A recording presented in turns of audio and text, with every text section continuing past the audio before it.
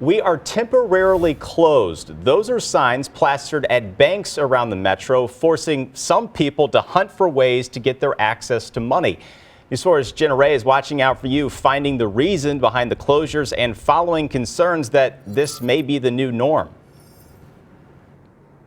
Corey, this is one of the closed banks right here. Sign on the door. It's at Jefferson and Gravois. It's one of the many banks across the St. Louis region that has customers concerned. Some saying they're having to go far distances to get to a bank. Others can't even make it there because they don't have a ride. And some, they say they're having to pay extra fees just to do a simple task like cashing a check.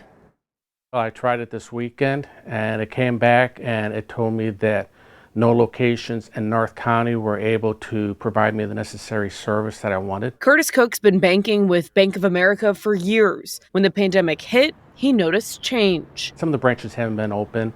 Some of the locations, they have given us the opportunity to email them if we need to get into the lockbox, but otherwise the physical branch is not open. When I do go to a location that is open, they do comment that they are short in staffing and they're trying their hardest to get the locations reopened up. We checked too. Several Bank of America locations across the St. Louis metro closed. The only option, an ATM, or drive miles and miles. But if I physically need cash, if I need to have something notarized, if I need something that needs to be processed, like I got 1 or 2 savings bonds I want to cash in, I have to do that with a physical person. And so those situations, it's hard to go to. Last month, Bloomberg reported 166 B of A branch closures. They're not the only ones. JP Morgan Chase closed 129 branches. Wells Fargo reduced their in-person services by 267 locations. Their reasoning? Cost-cutting measures and COVID-19. But it appears the public isn't aware of that. I would like for